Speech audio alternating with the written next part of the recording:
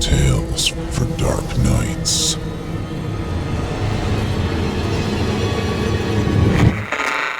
Want to make sure you never miss a Chilling Tales for Dark Nights video again? Be sure to subscribe and hit that bell to turn on notifications. It's time to turn off the lights and turn on the dark. Chilling tales for dark nights.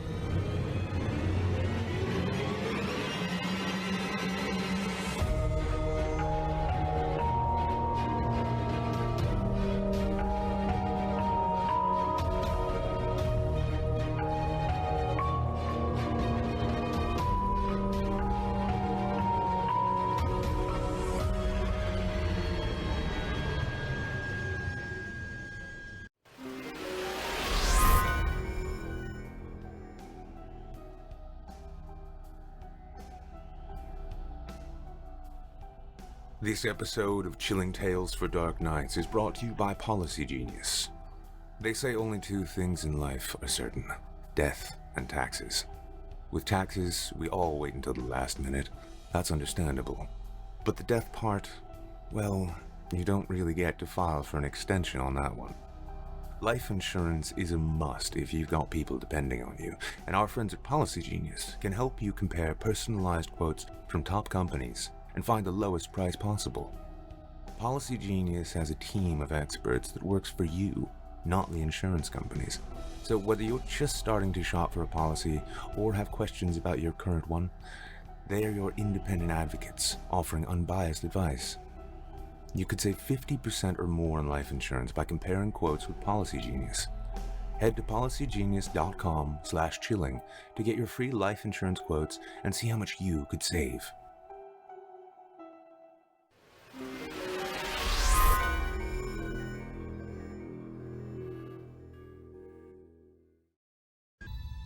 Good evening, listener. You're listening to Chilling Tales for Dark Nights. On tonight's edition, we invite you to leave behind your safe reality and descend with us into the frightening depths of the most terrifying imaginations with two audio adaptations of frightening fiction about devastating deals and matronly madness. I'm your host for the evening, Steve Taylor, and tonight I'll be your guide as we traverse the dimly lit corridors of your darkest dreams. Joining us tonight to help bring to life the frightening fiction of Blake Blizzard and Nick Carlson are voice talents Nick Goroff and Justine Anastasia. Now, get your ticket ready, take your seat in our Theater of the Minds, and brace yourself. It's time to turn off the lights and turn on the dark. Our first tale this evening is written by Blake Blizzard and is performed by Nick Goroff. In it, we'll meet Peter Squid Billy, a successful tech investor who has a late-night run-in with some kind of entity. An entity that knows him.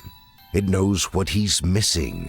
For someone that seemingly has everything but is empty inside, would you make a deal for happiness? And if so, what would you pay for it? Without further ado, I present to you Peter Squid Billy. My name is Peter Squid Billy. Odd name, I'll give you that. Even stranger is that a grown man north of 40 goes by a nickname. I prefer it, honestly. I not only make my friends and family call me Squid, but I also instruct my 100 or so colleagues above and beneath to call me that as well. My real name is Peter William. I know. I'm one of those shifty people with two first names. You can't trust them, right?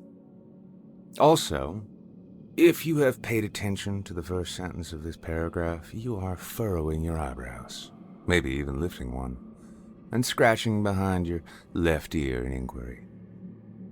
I said my name is Peter Squid Billy. It turns out my real name is Peter William. You probably don't know many people with the last name Billy. To easily explain this one, I'll just say that I hated my first name growing up. I hated William. When I was about 7 or 8, I learned that some grown-ups called William can be called Billy. What a revelation. Like most boys my age, I was also into Old West outlaws and came across the legendary American train robber and vigilante, Billy the Kid.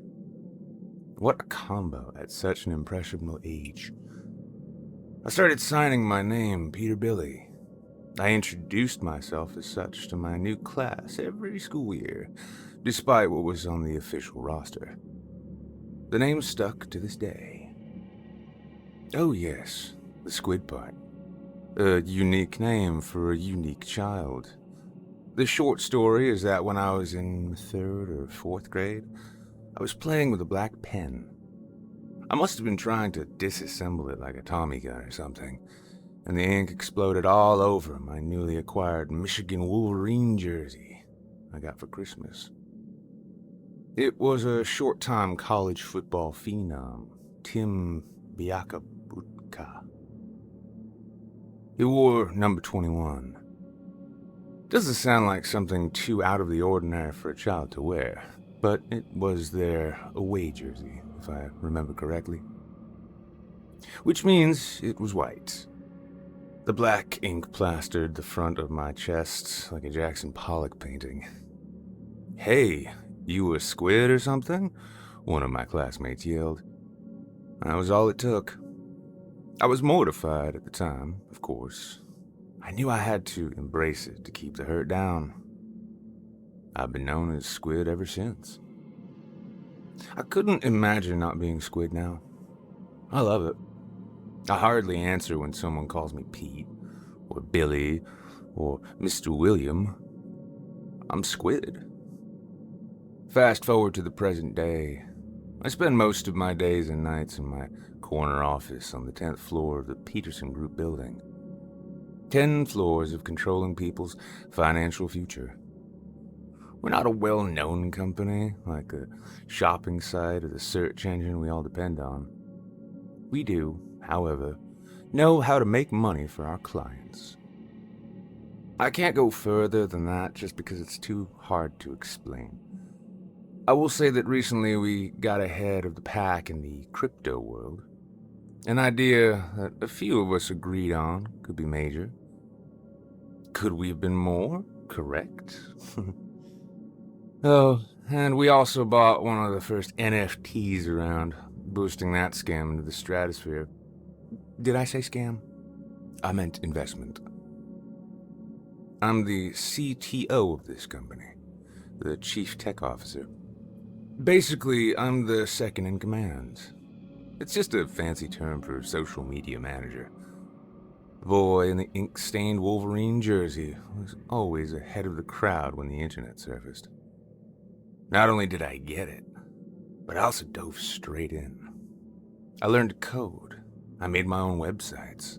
I dominated the early days of e-trading, which brings me here today, sitting in a nice leather chair, looking outside from over 100 feet in the air. My life isn't great. It's not bad either. I have no kids, no partner. I've dated and had a few serious relationships, but nothing committed. Things just didn't work in that department. I'm not one of those married-to-work guys. I just really do enjoy my job. I have a lot of freedom in that, which allows me to work whenever I want. A relationship can get in the way when I have an idea and need to flip my Surface or laptop open. No one likes that when you're in the middle of watching a movie together. Sorry, I've rambled enough. I'm just excited to add this experience to my daily, monthly experience. It's a journal I've been keeping for a while. I read some billionaire keeps a journal of their best experiences to help them see in ink when they need reminding of what brought them to their success. I'm writing this with a real pen, a black pen. Hopefully, it stays contained inside the hard plastic Bic container. Last night, I was sitting at my desk, like most nights. I'm fortunate enough to have my bathroom, which is a plus. After finally deciding to power down my computers for the night, I decided to wash my face and piss in my bathroom. Not sure which order I performed that in. Either way, I shut the water off to the sink, flushed the toilet, and lost my vision.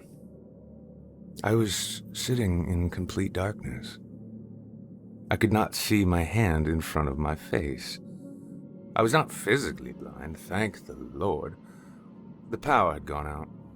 I felt my way to the bathroom door, hoping that I would at least see the exit sign that always had the power to it by way of some kind of emergency regulated generator.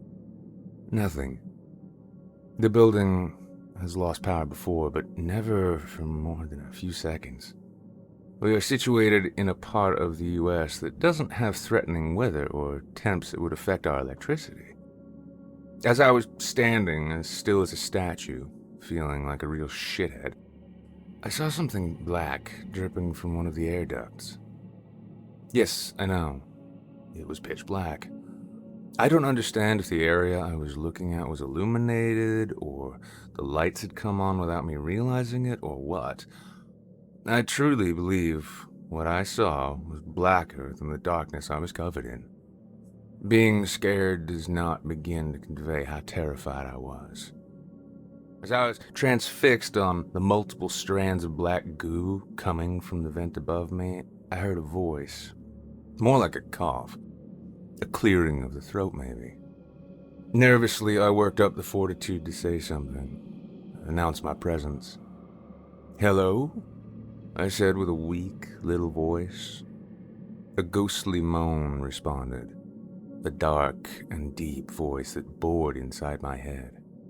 It felt like my eyes were going to shake outside of their sockets. "Squid," I think it said. This couldn't be happening. I finally worked too much. I was seeing and hearing things due to overwhelming self-induced stress. After a moment, I bravely stood my mental ground. Who are you? What do you want?" I put on my manliest front. No reply at first. Then after a few terrifying seconds, it responded. "Hello, Peter." I attempted to reply to it, this time calmly. "Look, I don't believe in ghosts, or ghouls, or ghasts. Who are you? What are you?" I know it sounds strange, but I felt like it was thinking. "I'm not here to scare you. I think you invited me." The lights came back on. Although not as bright as normal, I could at least see. The familiar office space was once again visible. I slowly made my way back to my leather chair. I cautiously sat down and attempted to regain my composure. I did not see the black sludge. I didn't see a person or any kind of entity, but I felt it. "Okay. What is your name?" I heard what I perceived as a human voice saying, and then silence. This time, the entity spoke again, as clear as a summer day in the Bahamas. "You can call me Jim." "Jim?" I said quizzically. Yes. You can call me Jim. No one's asked my name before. I think I like Jim." For some reason, I was more relaxed now. Jim disarmed me with his joy at naming himself. "Okay, Jim. What do you want?" This was my first attempt at communicating with another world. A world I had no idea even existed. "I'm here to help Pete. Or should I call you Squid?" This thing knew my avatar, so that was an alarming start. It said that this spirit, demonic or not, knew exactly who I was. "What do you want to help me with then, Jim?" I was way outside of my comfort zone with this conversation. A few low clicking sounds, and then it spoke again. I know you were looking for more, even though you are a seemingly complete soul. You want more, but you don't know what. I looked around my office. A dozen awards for nothing. Meaningless, cheap plastic statues were given to me for meaningless achievements. I can't even remember one of the occasions I've been acknowledged for. I still could not see anyone. As I said, though, I did feel it. Jim was with me in my office. It felt like he was sitting in his little invisible chair, knee to knee with me. At that moment, a faint, dark mist materialized around me. It took no form. The word ether was flashing in my brain. A low rumble indicated that Jim was about to speak again. Yes, I allowed you to see me for a brief moment, to show you that I do have somewhat of a physical form, which you humans appreciate.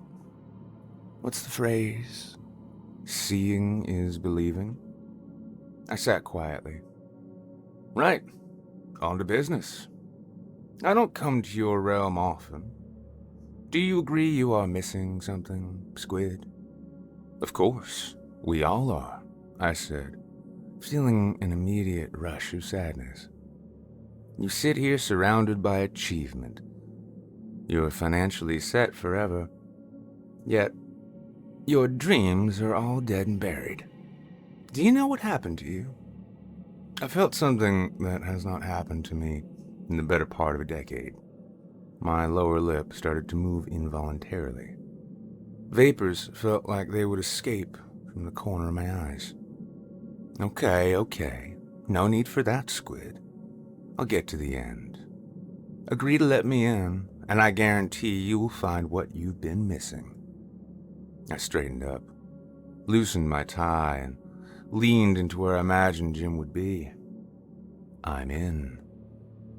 The ether started swirling about me at a violent pace. My office now turned red.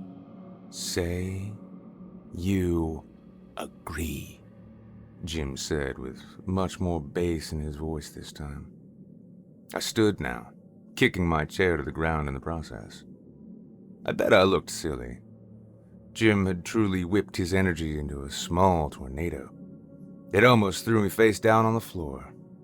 My attempt to bravely stand up to Jim turned out to make me look and feel weaker than ever.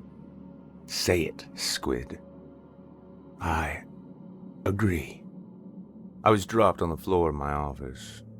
I was in so much pain I didn't realize I was levitating from Jim's force. I grabbed my glasses, which were ripped off my face. I felt no more entity or ether in my office. Sensing this, I'm sure Jim appeared in front of me, an awful shadow version of a human.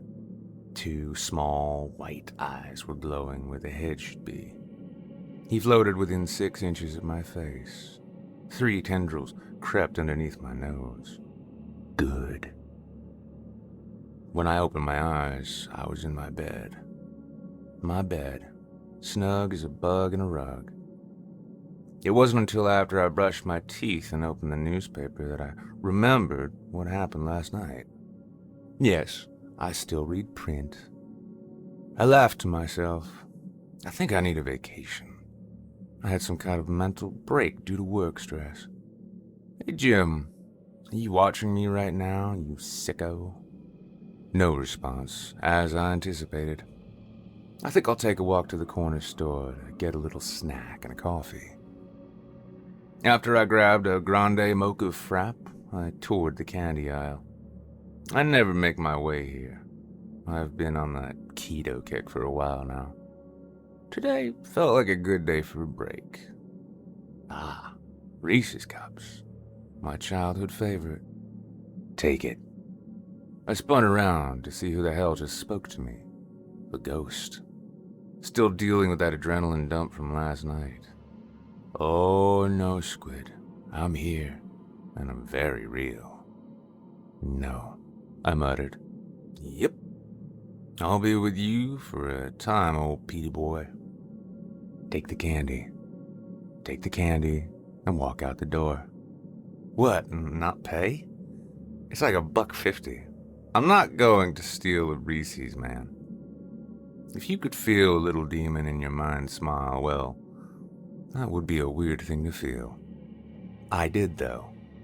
For absolutely no reason, I stared at that peanut butter cup now like it would change the rest of my life.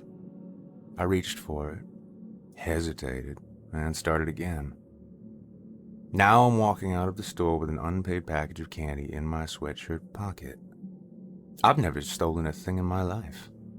I'm not a thief. It felt so... okay. It felt better than okay. I was on fire. If I had a health bar represented by little hearts, like Zelda, let's say that 3 out of 5 hearts were gone.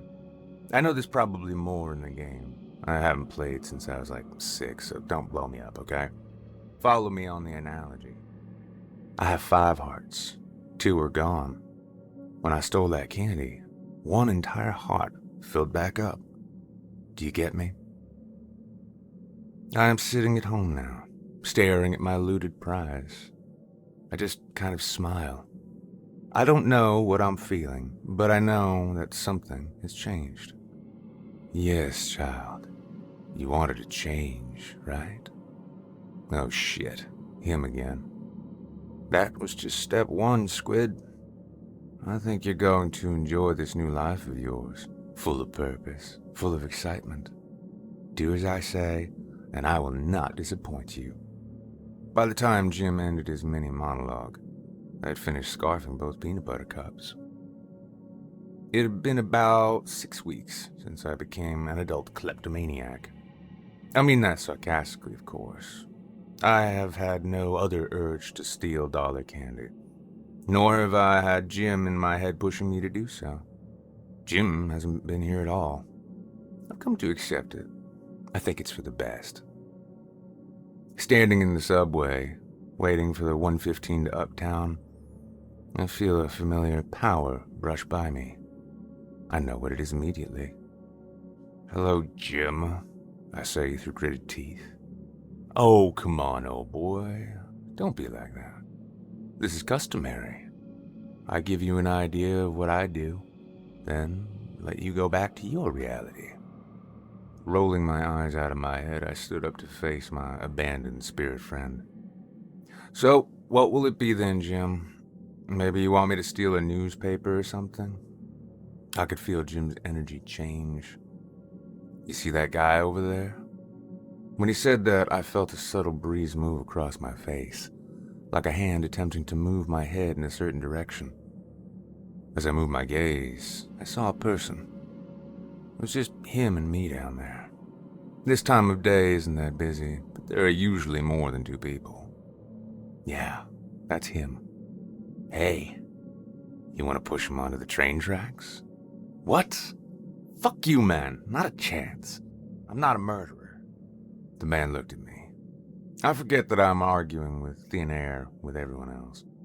As soon as he made eye contact with me, he quickly went to minding his own business. Jim seeped back into my brain. Maybe the train will be early. Maybe it'll be late. Maybe he'll make it off the tracks in time. You don't know, Squid. That's the fun of it. Haven't we been over this before? Push him. No. Do it, or you will not be happy. I started to make my way over to the stranger. I attempted to be non-conspicuous, but kind of hard when there was no crowd. I stopped when I was about 10 feet away. You do it, I said. I expected another cosmic response about how I was supposed to be fulfilled by acts of random badness, but instead, I heard only 5 words. I thought you'd never ask. Without a second to process, I saw the man get yanked off the platform to the tracks below. I could physically see his brown jacket go up behind his neck like someone was pulling it. And then, his arms and legs whipped behind his torso like he was being pushed in the back with major force. I watched the soon-to-be corpse scrounge to his hands and knees, eyes as wide as dinner plates. Don't help him. I was mid-stride and it stopped. He's right. This is all happening for some reason. A reason I cannot pretend to know. The man got to his feet. The familiar foghorn echoed through the steel and concrete tunnel. The massive headlight bent its fiery face. This only made the man more panicked. He met eyes with me. At that moment, I didn't feel sorrow or shame. I felt pity for a man who had no purpose in life. He should be there. He scrambled for the platform like his pants were full of ants. Ants in the pants. Let's go, Squid, Jim puffed in my ear. I was already on my way. Deciding to cancel my 115, I started walking up towards street level. Take one more look. As I did, I saw the man pull himself to safety. Sirens were sounding in the distance. Shit. I didn't think that the surveillance cameras were all over the place down there. No matter. I technically didn't do anything wrong. Can't charge me for not helping. I was afraid. The tracks were charged death traps. I didn't want to fall myself, etc., etc. Sorry, it's been a while. It's been almost a year since I checked in with my journal. Jim and I have been besties. I don't want to go into everything, maybe because I haven't been around. Not sure some of the things I've done should be repeated. Don't get me wrong, though. I've loved every second of it. Jim has let me do things as small as slap a little kid's hat off to as big as scamming some helpless grandma out of the little bit of life savings she had. Thanks for the subscription to Log Cabin Monthly. Jim was always right.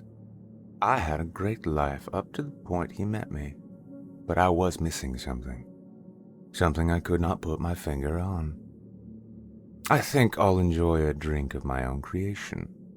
1 part Jack Daniel's Fire, 1 part Jim Beam Peach, and 1 part butterscotch schnapps. I call it the Sunday Fun Day. You can have it any day you like. Sip on one, then take a shower. There's no better way to end the day, in my opinion. As I wake the next day, I feel great. I throw on my favorite at-home loungewear, a gray Champion sweatshirt and pants. I see the empty glass of Sunday Fun Day and smile. Should I keep the buzz going? No. Let's have a tall bottle of ice-cold water and wait for Jim to tell me what's next. Speak of the devil, and he shall appear. Ah, Jim, I say to the ether, what do you have for me today? The lights flicker for a few seconds. Nothing, Squid. I laugh. Come on, man, I know you better than that. The mood lowers. We're done, Squid. You've reached the end of the line. A little rose filled with panic starts to bubble in my guts. Okay, stop messing around. What are we getting into? I'm not playing around. An audible laugh bursts through my eardrums. I was never playing around, Peter. The sweat beads on my forehead. Actually, I'm sweating all over. The sweatshirt seems like an intended choice. The specter that I've called Jim appears in front of me. Sit. At once, I'm thrown down into my dining room chair. Another chair comes flying towards me, stopping inches away. The black mist in the form of a human sits down in front of me, staring at me, knees to knees, face to face. I'm leaving you, Peter. You will be slung back into the life you knew before. I'm sure he picked up on the confusion in my face. It was fun, but you deserve to go back to your life as a sad, no-purpose having meatbag. I'm having trouble breathing. I don't understand. I did everything you asked. I did awful things for you. I thought this was what I was supposed to do. Another cackle escapes the shadow person in front of me. This was always going to happen. You were supposed to change, adapt, see how shitty of a person you were. Instead, you embraced it. I was only there to push you, hoping you'd go the way I wanted. And you did. Sorry, you were an insignificant pawn in this ethereal game. I tried to speak, but nothing was coming out. Think about it, Peter. The only thing you've hung on to your entire pathetic life is that stupid nickname. You never made a difference. You never helped anyone. You didn't hold doors open for anyone. You scammed people out of their hard-earned money. You sold them terrible investments. You even took a little off the top. Your boss has just found out the extent of your theft. Even worse, you regularly litter. My blood went cold. Sorry, Pete. I know this isn't how you thought this was going. I hoped it wouldn't go this way either, but here we are. It's been a pleasure, if that makes you feel any better. I always get high marks when my subjects don't bend. Best of luck to you. You're on your own again. I don't think you'll quite enjoy where it's going. Ta-ta. Wait, I screamed. For the only time I saw Jim's face, well, what looked like a face. It was mangled, glistening, and red. And like a campfire doused in water, it was gone. Silence. I wish the world would just explode. I had nothing to live for. I never considered this was a chance to change. I took the path far too traveled. This squid has been cooked.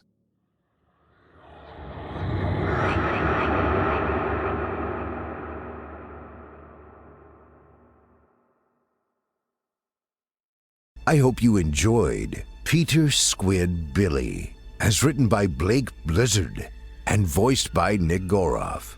Voice actor and 2016 Evil Idol champion Nick Goroff's talents can be found on our very own Chilling Tales for Dark Nights YouTube channel, as well as on past episodes of the Simply Scary podcast. You can also join Nick on his YouTube channel, Wizard of Cause.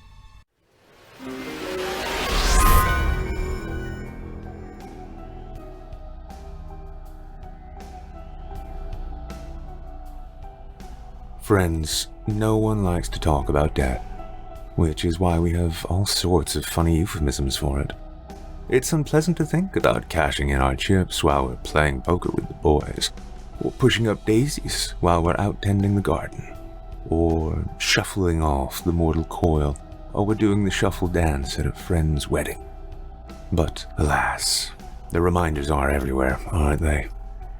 The fact is there are only two things certain in life, and now that you've got your taxes squared away, we can talk about the big one.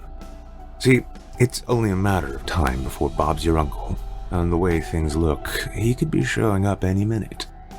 You'll be taking a permanent vacation, no skin off your back, but think of the mess you'll leave behind. The grief, the worry, the bills. How can you live with peace of mind when your entire legacy stands to be tarnished? It's a fate worse than death, listeners, and we can't allow that to happen.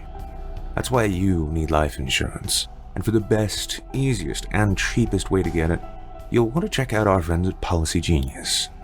Policy Genius is your one-stop shop to find the insurance you need at the right price. Click the link in the description or head to policygenius.com/chilling. Answer a few questions, and in minutes, you can compare personalized quotes from top companies to find your lowest price. You could save 50% or more on life insurance by comparing quotes with Policy Genius. The team of licensed experts at Policy Genius are on hand through the entire process to help you understand your options and make decisions with confidence.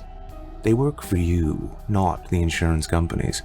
So whether you're just starting to shop or have questions about your current policy, let Policy Genius be your advocate. You'll always be well informed with their expert, unbiased advice. You can rely on Policy Genius. They've got thousands of 5-star reviews across Google and Trustpilot. They don't add on extra fees or sell your info to third parties, Since 2014, they've helped over 30 million people shop for insurance and placed over $120 billion in coverage. White coat syndrome? They can even help you get insured without a medical exam. It's simple, folks. You need life insurance, and Policy Genius is the best way to get it. We're all going to buy the farm one day, but with Policy Genius, we can leave our loved ones with the ultimate parting gift. Our legacies will be set in stone. Granite, probably. Maybe marble if we're lucky. So head to policygenius.com/chilling to get your free life insurance quotes and see how much you could save. Thanks for your support and for supporting our valuable sponsors.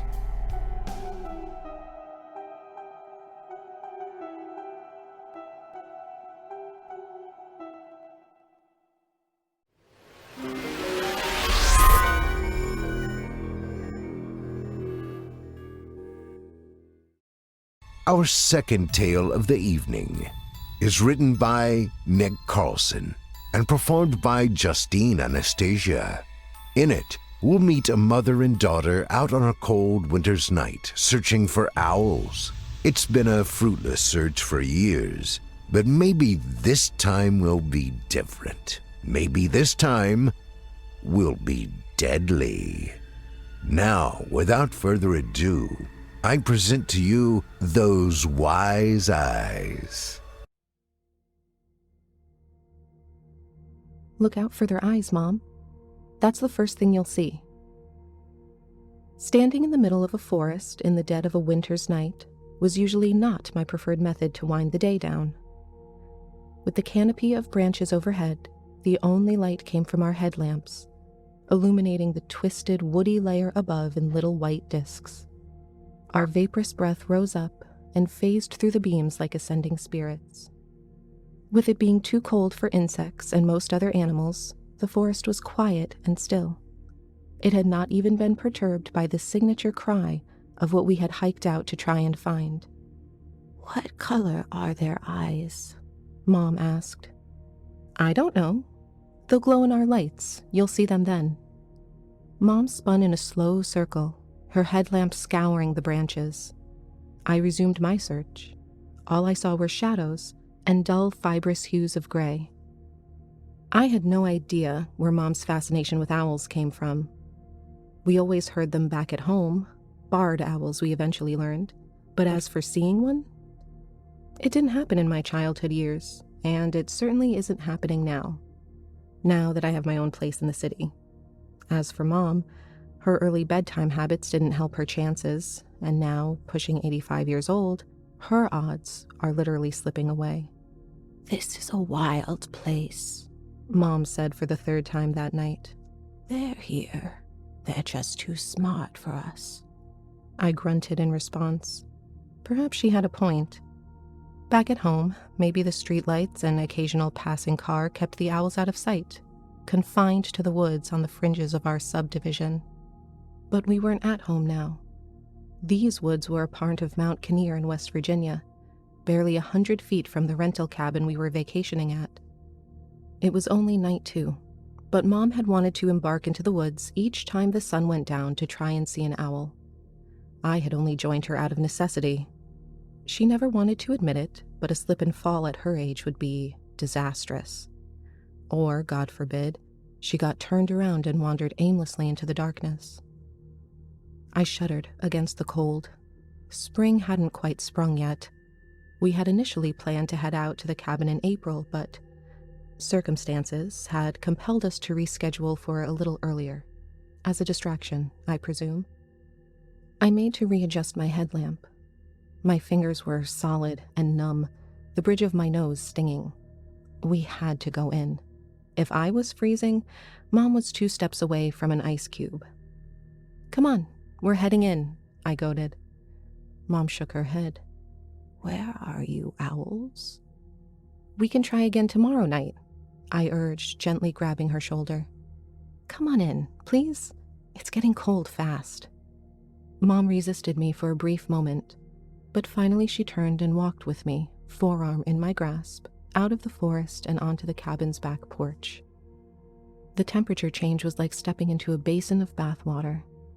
I sighed with relief, rubbing my hands while Mom wandered upstairs to her room. "You going to bed?" I asked. "I'm tired," was her reply. The door snapped shut behind her without another word. I retreated to the downstairs guest room, sinking onto my bed. This distant attitude was nothing new, especially in the wake of our recent loss. I had hoped that time away from the old house would be spiritually refreshing, an excuse to forget about our home life for a week and experience something new. How terribly my hopes would come to pass. My dreams were full of scratching mice and nails on chalkboards. When I woke up, it was still pitch black outside, yet the scratching continued. The timbre was unmistakable. Something was outside my window. In a half-asleep daze, I shambled over to the window and drew the blinds up. I nearly screamed. The face pressed into the glass was pale, round, and yellow-eyed. Its expression was of penetrating severity, animalistic, but with conviction of an eerily human degree. It was only after taking a horrified step back that I realized what it was, and my fear melded into awestruck fascination. Even I knew what this was, having seen enough of the Harry Potter films. And even I knew that snowy owls weren't normally found this far south. Yet here one was. Muscular and glossy white, gilded with mottled charcoal. Hunched and serene, it cocked its head, scratching the window with its wicked black talons. "Holy shit," I whispered. I considered rushing to the other room and waking up Mom. I knew she wouldn't appreciate it, and rousing from early sleep was a trial at her age, but this was no ordinary barred owl. This was a once-in-a-lifetime chance to see something truly special. I took my chance and threw the door open, rushing for the stairs. But there was no need. Every downstairs light was on. Mom was awake and pacing the kitchen, dressed in her Sunday finest. I looked at the oven clock. 2:30 in the morning. The air was thick with perfume and shampoo. She really had made an effort to look her best for church. "Fran," she scolded upon seeing me, "why aren't you dressed? Mass starts in an hour." "Mom," I replied, "it's a Wednesday morning. You attend the Sunday service." "And wake your father, too," she fussed, resuming her pacing. "I swear if I told him not to drink the night before church once, I've told him 1,000 times. I grimaced. My nightgown felt hot and itchy against my skin. "Mom, Dad passed away last month, remember?" She stopped. There was a confused scowl on her face. The various aromas were becoming nauseating. "No," she muttered. "He picked you up from school the other day. You had a basketball game. You won. You scored the winning goal." I buried my face in my palm. It was accelerating. Dad's death had only served to worsen it, and it coming around in full swing while on vacation was further proof of its grip on her. "Mom, listen to me," I said slowly. "I'm 53. I haven't lived at home for over 30 years. Right now, we're at Mount Kinnear on vacation. We were looking for owls earlier tonight, remember? We went into the woods. It was cold. I told you to look out for their eyes." Mom placed her hand on her cheek. It drifted to her sun hat, which she listlessly pulled off. She fumbled with the brim. "Yes, that's right. Everybody's gone. Gone away here and there." I stepped up to her, cradling her hands in mine. "There's an owl outside my window, a snowy owl. Do you want to see it?" Her skin felt dry and lukewarm to the touch, her bones like flimsy bits of straw. "Okay," she muttered. I led her into my room. I shouldn't have been surprised to only find the void of night beyond the glass. My mom stared at the window in silence. "There's nothing there," she said rather obviously.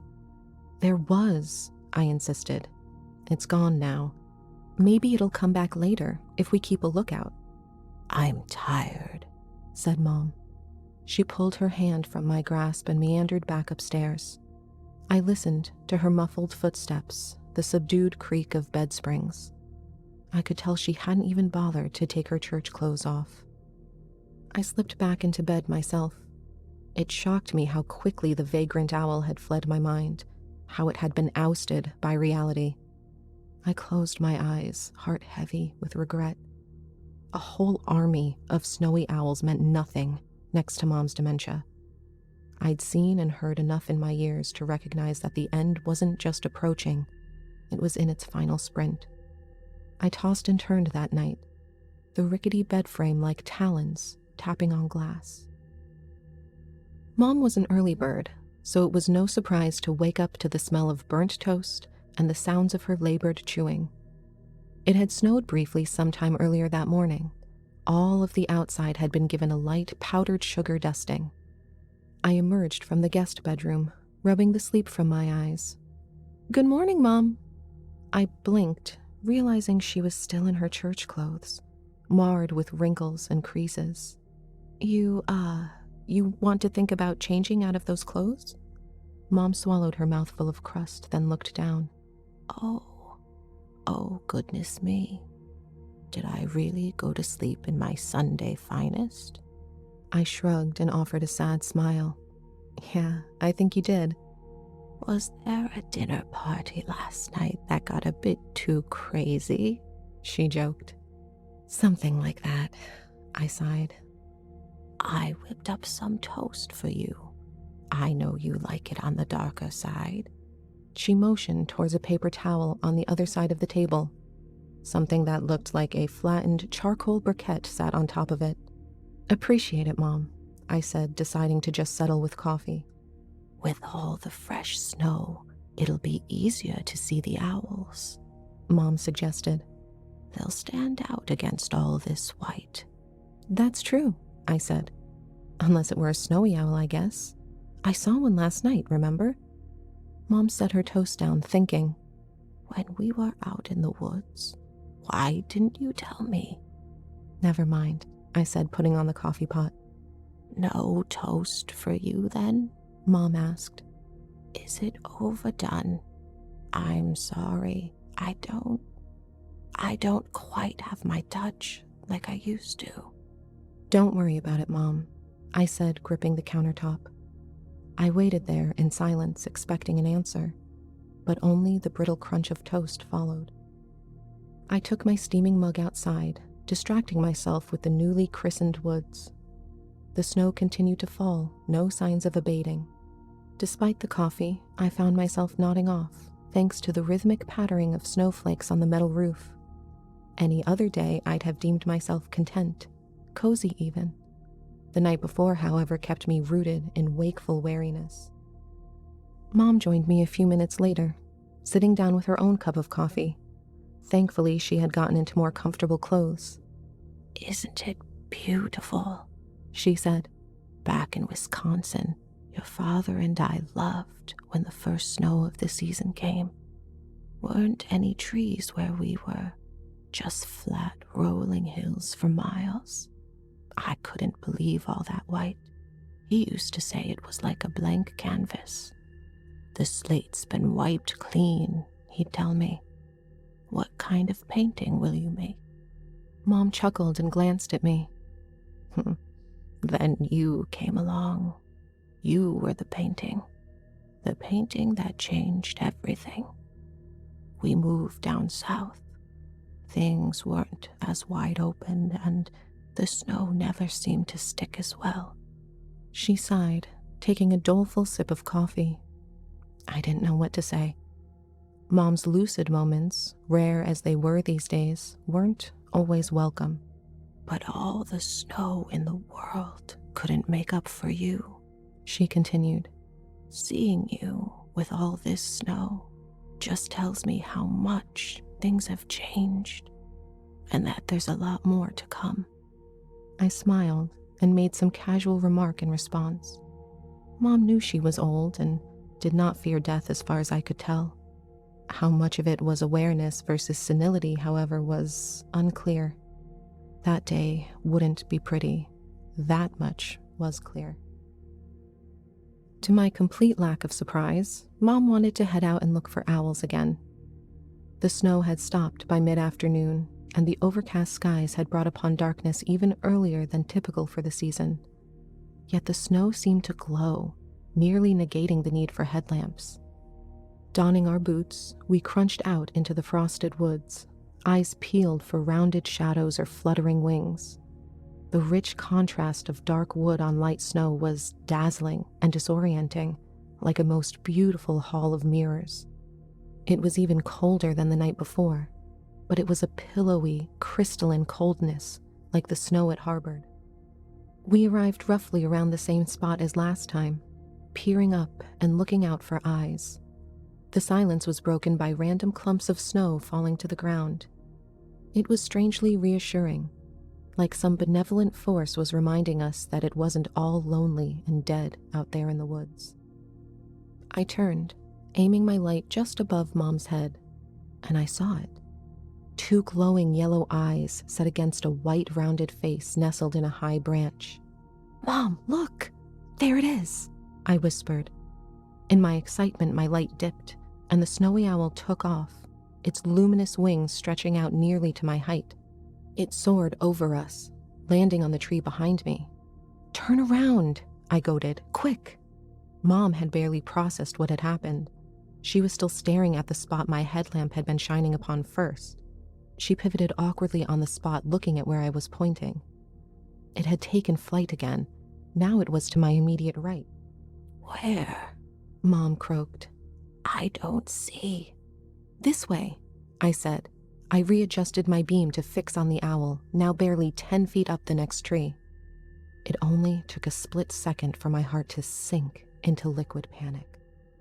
The owl's fiery eyes were wide, yet pointed into a fearsome glare.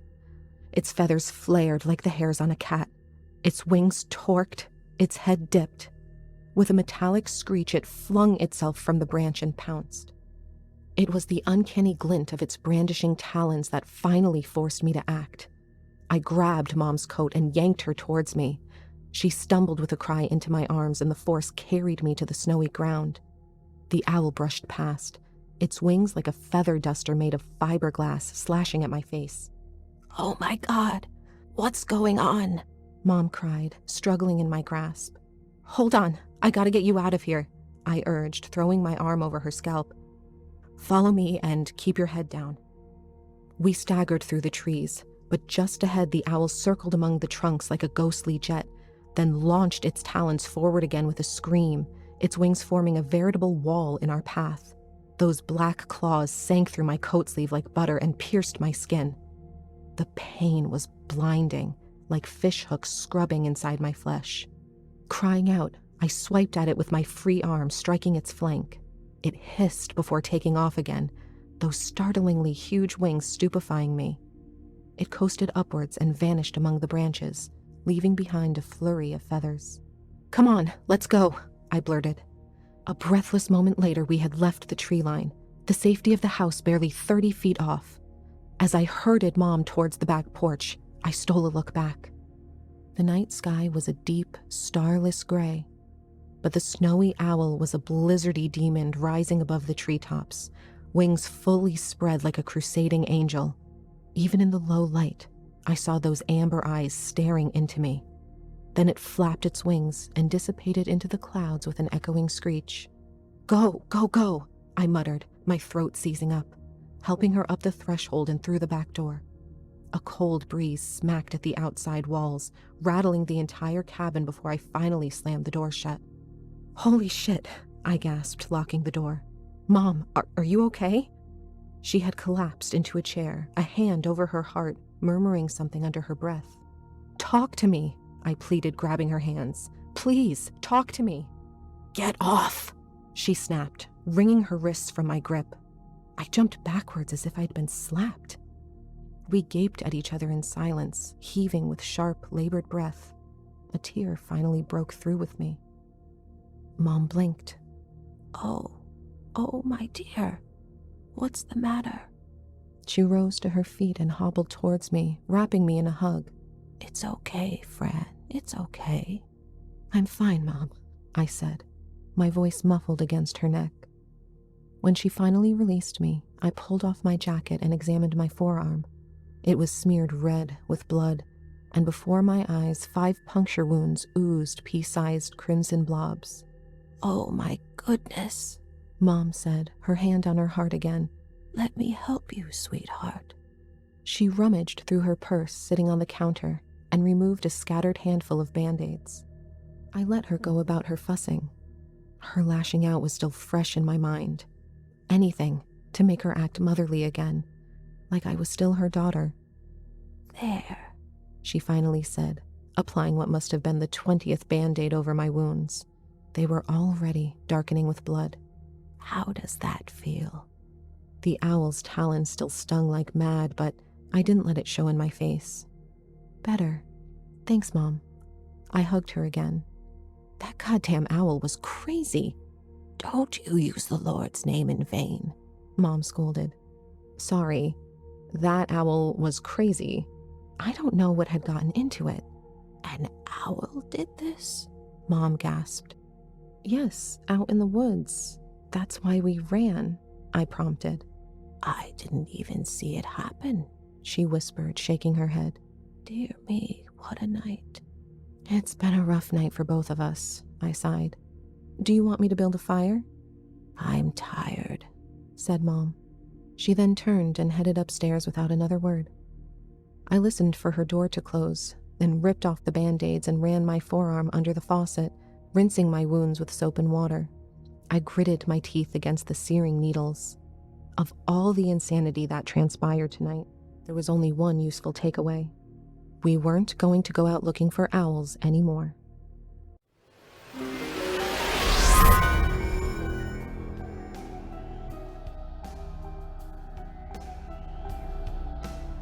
This episode of Chilling Tales for Dark Nights is brought to you by Best Fiends. My wife is onto me these days. Back then, I used every excuse in the book to slink off and disappear. I'd tell her I had to work late on some project, or that I had to meet with a client somewhere, or I'd tell her I had to run to the store because we were out of milk, and I'd sneak back home in the wee hours of the morning and crawl quietly into bed. It was only a matter of time until she found out I knew. So one day, I decided to level with her. "Honey, I've been playing Best Fiends," I said. Long story short, now she plays more than I do. You've heard of the game, right? It's the best match 3 puzzle/adventure game you'll ever play. Free to download on Apple and Google Play. Everyone loves a good match 3 game, but this one's on another level. Imagine you and your band of fiends, the good guys, are on a mission to blow the bad guys, the slugs, off picturesque Mount Boom.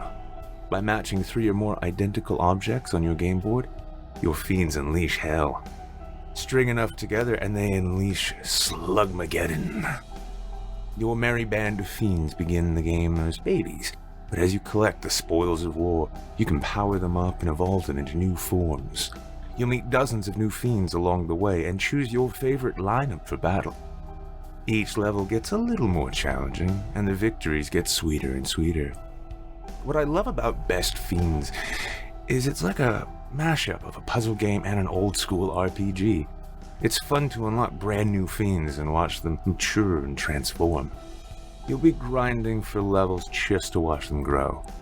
Every chance you get, you'll be dipping in for another level or 2. No internet or Wi-Fi required, by the way. And once you get in the zone, forget about it. It's Best Fiends till the wee hours of the morning. You don't need to be a gamer to play Best Fiends, by the way. It's fun for the whole family. You'll all be bragging around the dinner table about what level you're on. Not me, of course. I never brag. If I did, though, I'd tell you I was level 200. Sounds pretty impressive, I know. But keep in mind, there are thousands of levels. There are also brand new events and challenges that pop up year-round, with chances to earn exclusive in-game items, characters, and rewards. Speaking of rewards, I'm so grateful my wife came around. You know, I'll never forget the day she gave birth to my son. Probably the most amazing moment of my life. The very instant he took his first breath, I had just launched a Slugmageddon attack. We named him in kind, Sluggo for short. So download your new favorite getaway, Best Fiends, for free today on the App Store or Google Play. You'll even get $5 worth of in-game rewards when you reach level 5. That's friends without the R. Best Fiends. Thank you for your support and for supporting our valuable sponsors.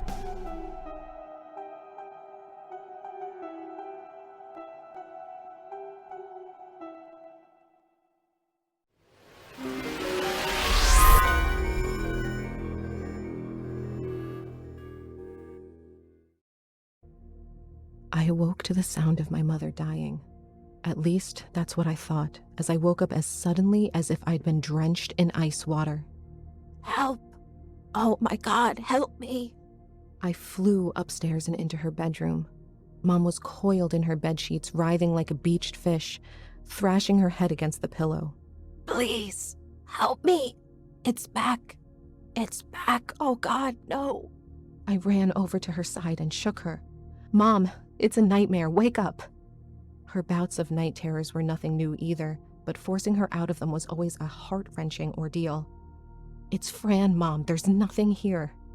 Don't let it take me, she cried. I had to stop myself from slapping her. Wake up now, I commanded, trying to wrench the sheets off of her. She suddenly shot up, fully alert. Where am I? Who are you? I don't know you. I'm your daughter, Fran, remember? I shouted, unable to restrain my fears, my frustrations. Remember me! I have no daughter. My family's dead. She spat, curling away from me. They're all dead, and I'm next. It's coming for me. It's outside right now. Mom, I'm here, I cried. But my voice died as my eyes broke from her and darted over to the window. Its face was pressed into the glass, yellow eyes gleaming with hunger. I could see down its throat, florid and ravenous. I swear I could hear the snowy owl laugh. Get away! I roared, crossing over to the window and banging on the glass. It flapped those huge wings but remained rooted in place. I laid flat-handed blows on the panes right over it. The owl was unfazed. Stop it. I want to die, Mom wailed. Enough of this, I snapped. I left my floundering mother in the bedroom and stomped downstairs to the fireplace, grabbing the only weapon my frenzied mind could comprehend. Wasting no time, I barged outside, my adrenaline a force field of heat against the bitter, soggy cold. The snowy owl was still plastered over my mother's bedroom window. Her screams had taken on a muffled, haunting quality. Get out of here! I shouted, wielding the poker like a sword. The owl ignored me. Some snide voice cut through the panic, chiding me for assuming the owl would listen. Shut up, I told it back. It found us, didn't it? There's something weird about this bird. I took a breath, tensed my arm, drew back and launched the poker with all my strength. Leave her alone! The clang was like a church bell. Snow dislodged from the roof and nearby trees. The owl went still. For an incredulous instant, I thought I had actually made contact. I expected it to drop pitifully to the ground, its white coat broken and deepening with the red of death. It turned its head all the way around. Once more, I was met with those eyes. The air between us just folded, and suddenly it was on top of me. Spread out flat in the snow like a crime scene, the weapon gone from my hand, I could only stare in horror at the owl striding over me. It had grown. It was the size of a tiger now, its massive wings enveloping me in a feathery shroud. It stared right back, with eyes the size and color of lemons, those cavernous pupils swallowing me whole. The hiss billowing from its beak was an abyssal rattle like the mother of serpents. It squeezed my arms with its scaly feet, pinning me down. It lowered its neck. No! I managed to cry, but that scythe-like beak stabbed downward. I'd never been shot before, but I've read about what it's like. It's not just the pain of entry. It's your innards absorbing the force of the round and jostling loose, liquefying. You literally shatter from the inside. That's what it was like. Feeling that demonic owl dig through my breast and scrape against bone. The agony was excruciating. I knew I'd die. I just knew I'd die right there on that snowy night. There was the sickening crack of my ribs splintering and breaking under its strength. Burning blood poured down my sides as a million raining knives massacred my chest and my skull. Everything else was twisted and strained from screaming. It finally lifted its face from the hole in my body. Something was struggling in its beak. I thought it was alive, something malformed and premature, but each movement was disturbingly rhythmic. 2 squirms, stillness. 2 squirms, stillness. A pulse, a heartbeat. The realization brought only darkness. The owl took flight, my heart trailing blood and shredded sinews underneath it. I weakly reached out for it, my arm trembling as I tried to touch it, to reclaim what was stolen. Death came quickly. It was the best sleep I ever knew. Waking up in my bed the next morning shouldn't have surprised me as much as it did. It had all felt so real. I had truly experienced the pain of death, of animalistic mutilation. I felt cursed with forbidden knowledge, unworthy to be walking around and breathing, burdened with what I knew. Instinctively, I ran my hand down my forearm, grazing over the band-aids I had applied myself. That had definitely been real, the first attack. Maybe it was broody or territorial. I don't know. I didn't really care, to be honest. Mom's episode from the night before hit me next, and I sprung out of bed. But I heard the characteristic noises of her shuffling through the kitchen. She didn't sound injured or impeded in any way. I knew her well enough to tell. If that had been real, it had clearly de-escalated. I headed to the bathroom and gazed into the mirror. As if hypnotized, I pulled back my nightgown to reveal nothing. Unmarked, unblemished skin.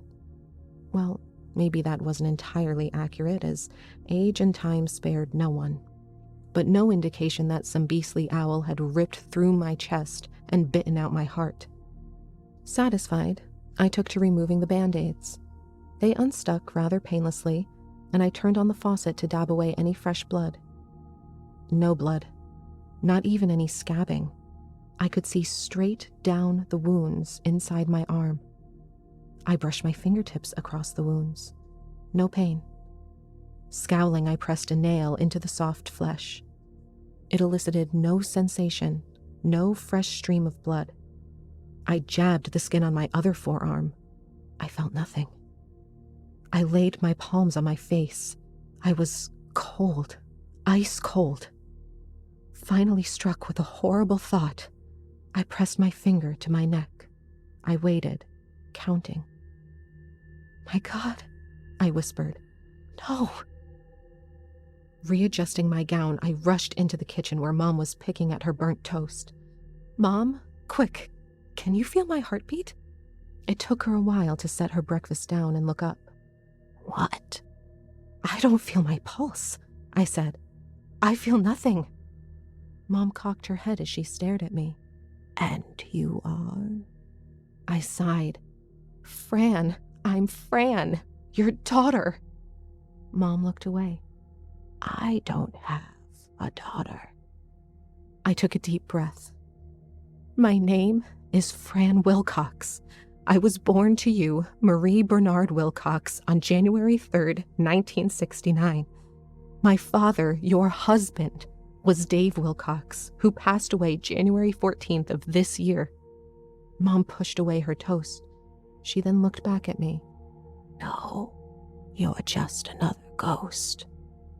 She ignored me as I rushed to the kitchen counter and drew a steak knife from the rack, slicing it across my palm. It cut through my flesh as easily as a slab of raw pork. I could see the flayed skin, the reddish layers underneath. No blood, no pain. I checked my pulse again. No, please God, no. I stormed outside. The snow was still on the ground. I could see perfectly where I had struggled. The discarded black poker sticking out of the ground, and bizarre markings to the sides of my impressions, like giant wings taking off. I trembled at the knees, but not from the cold. In a traumatized haze, I wandered back inside, hand over my heart, or where it used to be. Mom was lolling in her chair, cringing away from me. "You're letting in the cold," she growled. "Try as you might, but I'm still here. You're not taking me like this." "I'm not dead," I insisted. It shocked me how little of an emotional upheaval I'd mustered, trying to convince my ailing mother that her daughter wasn't some unknowable ghost should have been heartbreaking, but there was nothing there to break. "Mom, listen to me. I'm your daughter. I'm still here. My heart's been stolen." "I'm alone," she replied, shaking her head and looking around. "I'm alone in this strange place. I have nothing to say to you. Now go away." "Mom," I said, laying a hand on her shoulder. She turned in her chair and backhanded me in the face. Only the force alone sent me reeling. There was no stinging pain, no upwelling of sorrow, only coldness, a strange middling thread of anger. Mom got up and hobbled into the living room. "Nobody loves me," she muttered. "Everybody's gone. They left me because I'm old and useless and about to die." The anger consumed me. "Then die, you miserable bitch!" I fled into the snowy dawn, forcing tears that never came, screaming primal roars that failed to rip apart my throat. I cursed my mother. I cursed the snow that squelched and crunched unfeelingly below my bare feet. And most of all, I cursed the mysterious, hellish raptor that had doomed me to this absurd fate. Deep in the forest, laid before me in its wintry slumber, I waited for the owl. I dared it to come for me again, to steal something else that belonged to me, that would have made me whole. Time passed. The bird didn't show. I must have spent hours in those woods waiting for the owl. I could have spent weeks, months even, haunting the forest and desiring retribution. I seemed to lack the hardware for impatience. Yet, when I finally drifted back to the cabin, not even 2 minutes had gone by. Time was cruel to something like me. I found my mother sitting in the living room, her rosary draped around one hand. She rocked in her chair, eyes closed, lips moist from nervous licking. "Hail Mary, full of grace, the Lord is with thee. Ah, look at what the cold blew in." Mom glanced up from her rosary at my presence, her expression scrunched as if there were a bad smell in the air. "You must think this is amusing. Here I am, trying to recall my sins for the last time, and you're hanging over my shoulder like a buzzard." She frowned. "Hail Mary, full of... oh, blast it." She fumbled with the rosary, her fingers slipping down the decades. "Hail Mary, full of grace. Hail Mary. Hail..." Mom set her hands down in frustration. "And now I can't finish my prayers. God has left me too." "No one's left you," I whispered. "I love you. I'm here." Mom cocked her head and grunted. "Must have been the wind. How could the wind love anything?" She stood and shambled away from me. "It's cold in here. So cold."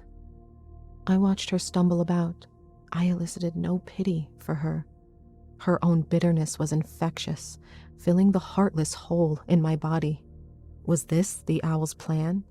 Cursing me into watching my mother break down before me, unable to muster even the tiniest emotional response. "I don't know why this is happening," I tried saying. Mom gave no inclination that she was listening. "I didn't ask for this, though. I loved you, and you loved me back when I had my heart. If you can take one thing away from all this, It's that you matter.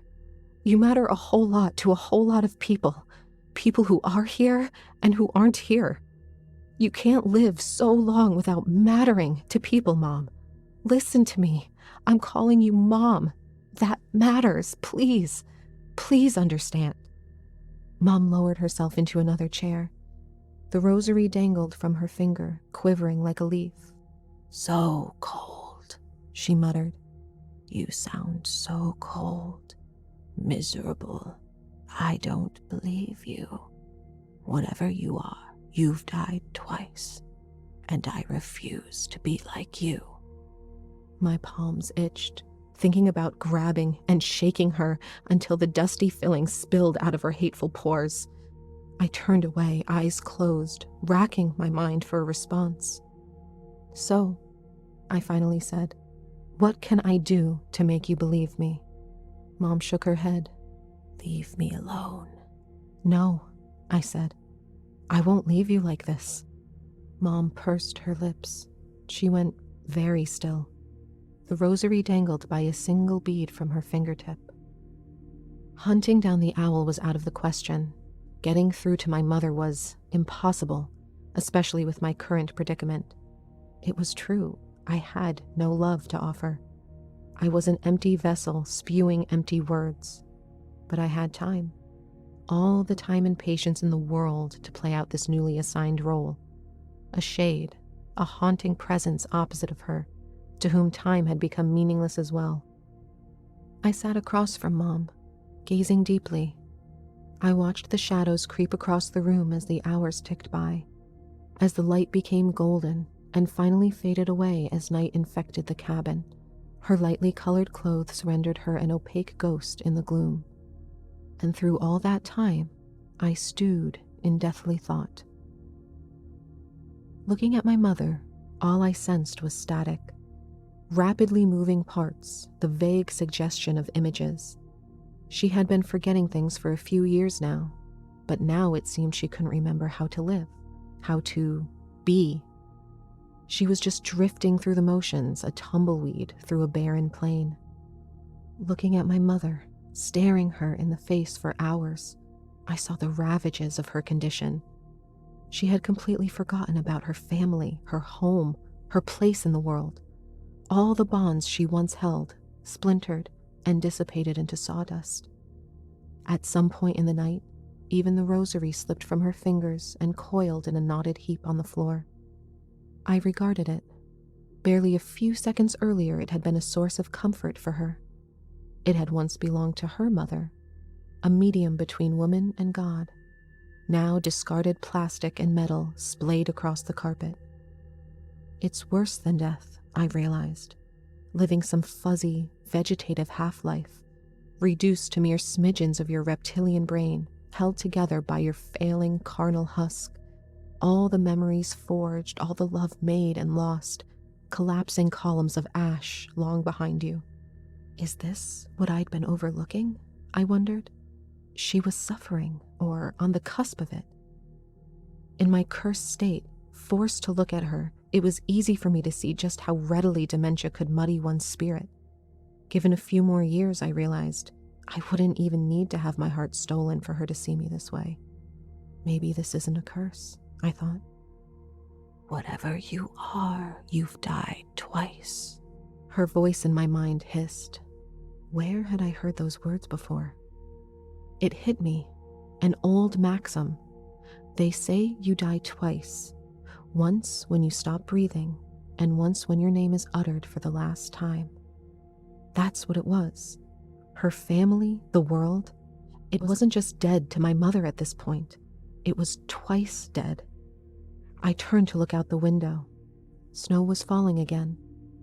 The owl was out there somewhere, even if it refused to show itself. It was biding its time, waiting, watchful and knowing with those wise eyes. I stood up. I understand now. Do what you need to do. I won't interfere. Mom raised her head. Her bony hands gripped the armrests. Then she rose. She began to walk towards the back porch. I'm tired, she said. She was still slow and unwieldy, but there was a determination this time. Focus, drive. She pulled the door open and stepped out into the blistering night. I trailed her, not making a sound. I had to see it through myself. I couldn't feel the cold, but somehow I doubted she could either. Mom stopped at the edge of the black forest, obscured by the buffeting snowflakes. The only sign of life was the brief mist of her breath, catching and fading in the wind. She waited. I waited. I'm ready now, I declared. We both are. There were two things about owls that would come to strike me as fascinating. First, the fact that their wings and body shapes are especially designed to flight in nearly complete silence, a most wonderful adaptation for a stealthy night hunter. Second, despite their status as cultural icons all around the world, they always stand for something different depending on where you are. Misfortune, mischief, death, good luck, wisdom. They're captivating in that sense. They catch the eye and make you stop and quiet down and ponder. You walk away a different person after seeing an owl. Regardless, I think they stand for one thing no matter who you ask: change. I saw the snowy owl emerge from the trees, its broad ivory wings like iridescent paddles of light, as it soared down and landed on my mother's shoulders, soundless, graceful. It hurt to watch. I realized that with a shock. It was beginning to hurt in my chest. My neck ticked with a pulse. My palm stung. I could feel droplets of fresh blood blooming on the wound. When it took off, I had to blink. It could have been the snowstorm forming patterns. It truly looked like there was a woman in the owl's talons. She was old, peaceful and lucid, fully aware and willing of what was coming. The owl melted back into the trees. The figure it was carrying disappeared with it. Back on the ground, my mother collapsed. I rushed towards her, frigid tears on my face, my heart newly heavy and freshly crushed. The snow was cold on my feet. She was warm in my arms. I carried her back inside. Her expression was calm. She might have been asleep, dreaming of the memories she'd lost in life. I laid her on my bed. I cried long past the sunrise. Dealing with death is difficult as it is. It's messy. It's painful. It stabs you when you least expect it, sending fresh agony through your body. Few things are worse, but those few things are all too real. I saw it for myself, and I could see, looking into her face, that she had passed on knowing that she mattered, and she was loved, especially by her daughter Fran.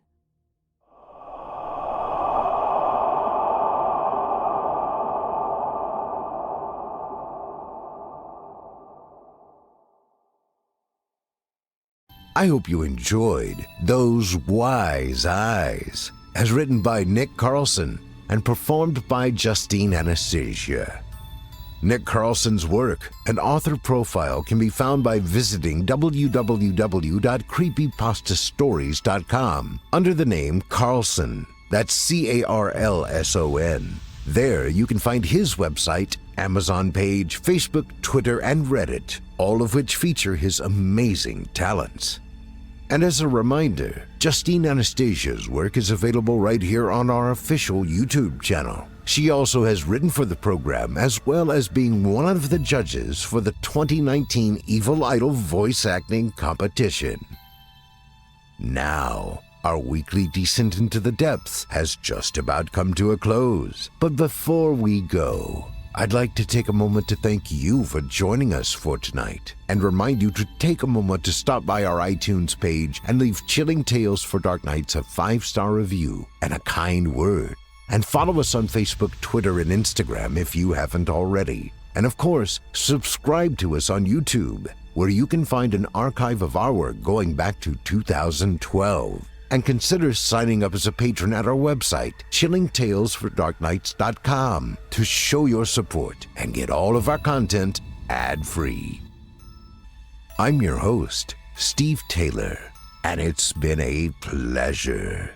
Tune in again next week when we once again turn off the lights and turn on the dark.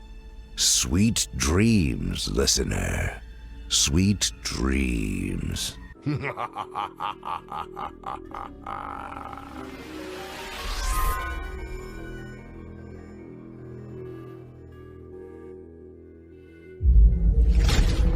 Chilling tales for dark nights.